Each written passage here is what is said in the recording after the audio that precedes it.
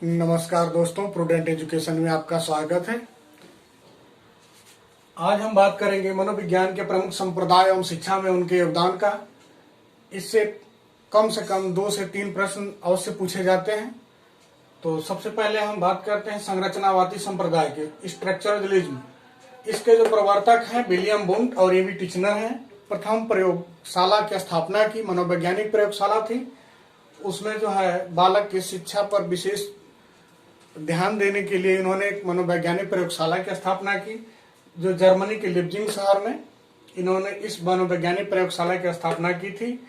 1889 में प्रथम मनोवैज्ञानिक प्रयोगशाला की स्थापना के साथ ही इस संप्रदाय का जन्म हुआ, जिसके जनक विलियम वुंट और एवी टिचनर हैं।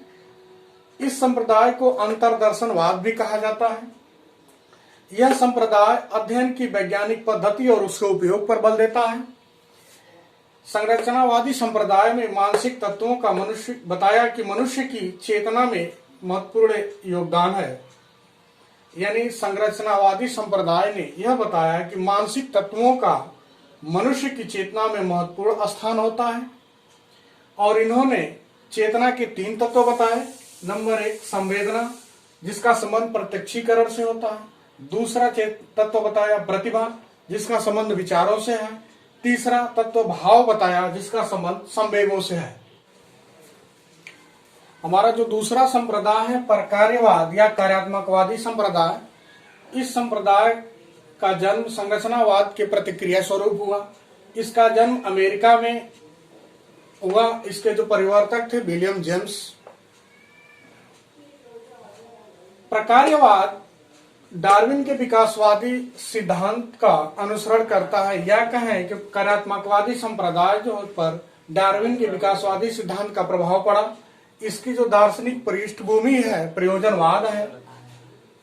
प्रकार्यवादियों ने बालक को महत्व दिया और सीखने और सिखाने की प्रक्रिया में उन्होंने कुछ प्रयोग किए। उन्होंने पशुओं की बुद्धि और व्यवहार का अध्ययन किया। यह संप्रदाय मन की शक्तियों की गत्यात्मकता पर बल देता है और संरचनावादियों के खिलाफ के प्रतिक्रिया स्वरूप इन्होंने शिक्षा में बाल मनोविज्ञान, वैयक्तिक भिन्नता, बुद्धि परीक्षण आदि को सम्मिलित किया। प्रकार्यवादियों ने पाठ्यक्रम की विषय वस्तु और शिक्षा में उसकी उपयोगिता पर बल दिया। यह संप्रदाय 2 भागों में बटा हुआ था। एक था शिकागो और दूसरा था कोलंबिया संप्रदाय। यानी यह संप्रदाय 2 भागों में बटा था। एक था शिकागो और दूसरा था कोलंबिया संप्रदाय। प्रकार्यवाद 2 संप्रदायों में बटा था, एक शिकागो संप्रदाय और दूसरा कोलंबिया संप्रदाय। शिकागो संप्रदाय में थे John Dewey, James Ronald Angells और हार्वेकर।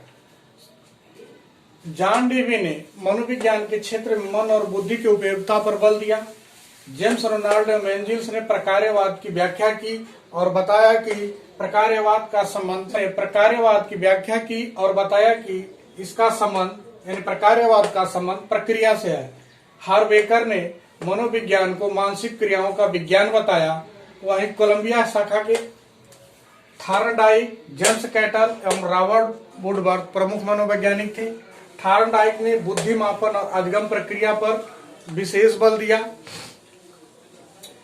वहीं जेम्स कैटल ने साचार्य, प्रत्यक्ष ज्ञान और मनोभौतिक पर कार्य किया और उसको शिक्षा मनोविज्ञान में स्थापित करने का प्रयास किया। रॉबर्ट वुडवर्थ ने व्यवहार में प्रेरणा को महत्व दिया और बताया कि बालक का व्यवहार प्रेरणा से प्रेरित होता है।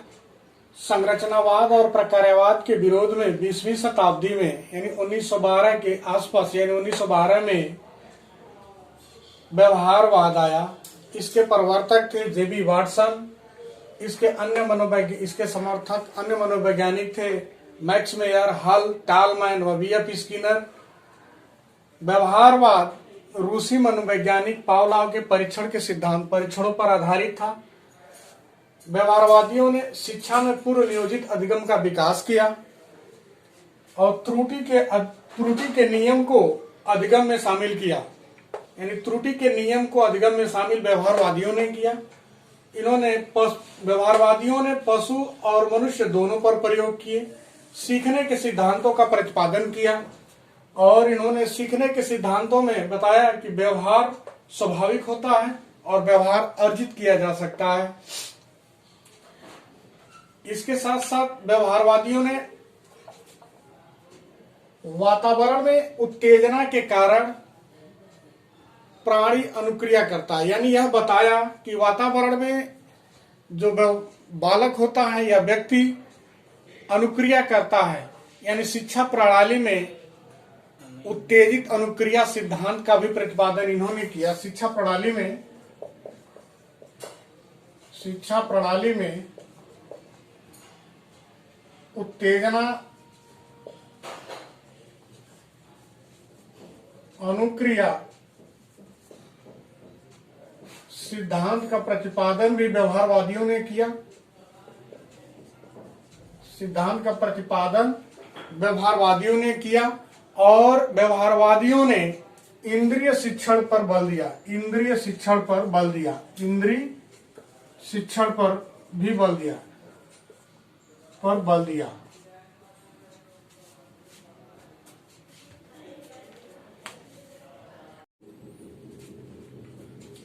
हमारा जो अगला संप्रदाय है गेस्टाल्टवाद या अवयवीवाद, जिसका शिक्षा के क्षेत्र में विकास 1912 में हुआ। इसके प्रवर्तक मैक्स बर्दीमर, के कोप्का एवं क्वालर हैं। गेस्टाल्टिज्म यानी गेस्टाल्टवाद का अर्थ होता है संपूर्ण या रूप या प्रतिदर्श। गेस्टाल्टवाद का अर्थ होता है संपूर्ण, प्रतिदर्श या रूप। इसको समग्र कृति संप्रदाय या भी कहते हैं।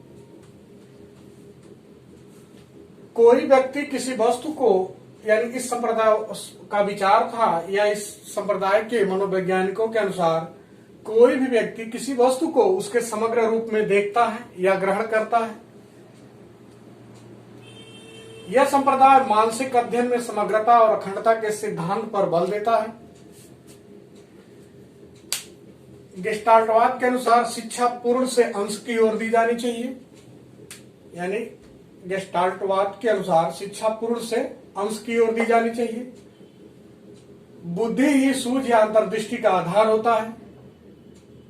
गेस्टाल्टवादियों ने बताया कि विकास के महत्व को बताया और पर्यावरण के महत्व को बताया। इन्होंने बताया कि व्यक्तित्व का विकास, यानी व्यक्ति के व्यक्तित्व का जो विकास होता है वो पर्यावरण का भी उसमें योगदान होता है। यह विचारधारा काफी प्रगतिशील विचारधारा है। यह विचारधारा अधिक प्रगतिशील विचारधारा है, अधिक प्रगतिशील विचारधारा है। और गेस्टाल्टवादी जो है संपूर्ण परिस्थिति का अध्ययन करते हैं। यानी गेस्टाल्टवादी जो है संपूर्ण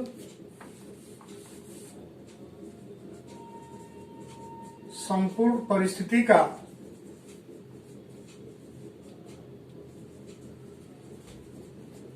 अध्ययन करते हैं और उसके बाद ही बालक के व्यक्तित्व के विकास की बात करते हैं।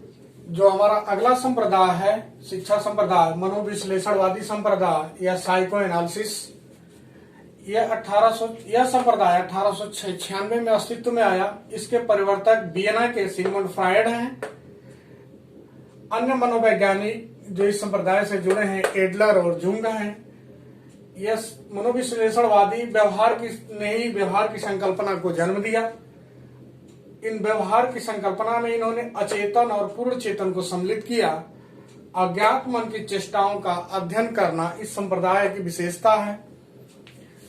इन्होंने इस मनोविश्लेषणवादियों ने मानसिक रोगियों के रोग का कारण मानसिक हीनता बताया और यह बताया कि जो मानसिक रोगी होते हैं उनके रोग का कारण उनकी मानसिक हीनता ही है। इन्होंने इदम अहम परम अहम के भाव को भी बताया। सिगमंड फ्रायड ने बताया कि व्यक्ति के मन में कुछ भावनाएं होती हैं, कुछ बातें होती हैं जिसको यदि वह अभिव्यक्त नहीं कर पाता तो उसकी गुत्थी बन जाती है। मन में वह उस भावनाओं को लेकर के गुत्थम गुत्थी सी चलती है और एक गांठ सी बन जाती है। उसी गांठ को इसने भावना ग्रंथि नाम दिया। और भावना ग्रंथि का ही जो है मन पर नियंत्रण होता है।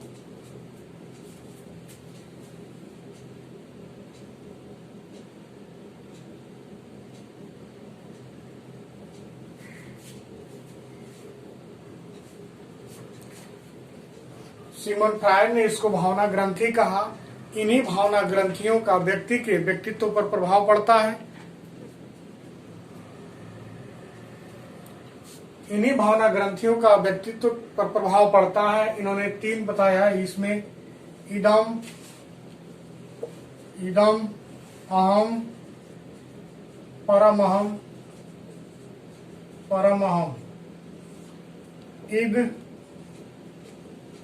ईगो, सुपर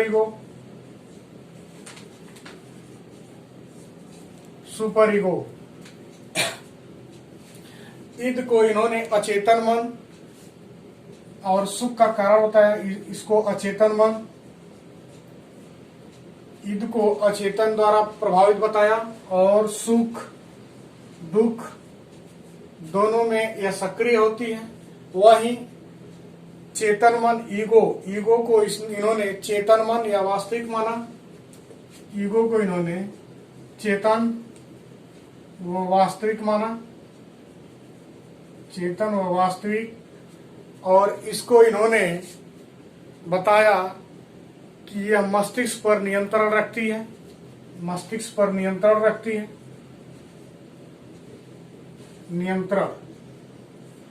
यह नियंत्रण रखने वाली ग्रंथि बताया। सुपर ईगो अंतःकरण या पूर्ण विवेक की अवस्था बताया। सुपर ईगो अंतःकरण या पूर्ण विवेक, अर्थात इसमें व्यक्ति के अंतर्गत यदि कोई बुराई मन में आती है तो वह ईदम के प्रक्रिया के अधीन या उसे ईदम या अचेतन मन में आता है। मन में अच्छाई बुराई सभी विचार को इन्होंने ईदम में रखा और बुराइयों को रोकती है या ईगो या नियंत्रण करने का कार्य करती है। अहम, इन दोनों के बीच में अंतर संबंध स्थापित। सुपर ईगो अहम और ईदम के बीच में मध्यस्थ या प्रहरी का कार्य करता है या व्यक्ति को बुरे कार्य करने से रोकता है। ईदम का संबंध आनुवंशिकता से है, जहां आनुवंशिकता से है, वहीं ईगो का संबंध बाहरी पर्यावरण व वास्तविकता से है। वहीं ईगो का संबंध बाहरी पर्यावरण व वास्तविकता से है, वास्तविकता से है। दोस्तों, मेरे द्वारा दी गई जानकारी यदि रोचक लगे, अच्छी लगे तो मेरे चैनल को सब्सक्राइब करें, लाइक करें और शेयर करना न भूलें। आइए देखते हैं अगला हमारा जो संप्रदाय है प्रयोजनवाद। प्रयोजनवाद का जन्म या विकास या जन्म इंग्लैंड में हुआ। इसके प्रवर्तक मैकडूगल हैं। इसको प्रेरकीवाद के नाम से भी जाना जाता है। प्रयोजनवादियों के अनुसार व्यक्ति का व्यवहार किसी प्रयोजन से प्रेरित होता है। इन्होंने बताया कि प्रयोजनवादियों ने बताया कि प्रेरणा, प्रेरक, प्रयोजन को मनोविज्ञान का प्रमुख अंग, यानी प्रयोजनवाद के अनुसार प्रेरणा, प्रेरक, प्रयोजन मनोविज्ञान का प्रमुख अंग है। जिज्ञासा, आत्मगौरव एवं रचना को शैक्षिक दृष्टि से इन्होंने महत्वपूर्ण बताया और इसके द्वारा इसी का उपयोग कर शिक्षा देने की बात, उपयोग द्वारा, यानी आत्मगौरव, जिज्ञासा, रचना के उपयोग द्वारा शिक्षा देने की बात कही, शिक्षा देने की बात कही। मैकडूगल ने मूल प्रवृत्तियों का सिद्धांत दिया था। मैकडूगल ने 14 मूल प्रवृत्तियां बताई और उनके 14 संवेग बताए। इन्होंने बताया कि इन मूल प्रवृत्तियां होती हैं जो बालकों में पाई जाती हैं, उसके प्रति कुछ क्रिया प्रतिक्रिया होती है जिसको इन्होंने संवेग कहा, जिसके माध्यम से बालक में विकास या बालक को शिक्षा देने से पहले हम उनके मूल प्रवृत्तियों को जान करके और उनके द्वारा होने वाले संवेग या प्रतिक्रिया को समझकर उचित शिक्षा दे सकते हैं, उचित मार्गदर्शन कर सकते हैं। थैंक यू दोस्तों, मिलते हैं नेक्स्ट वीडियो में।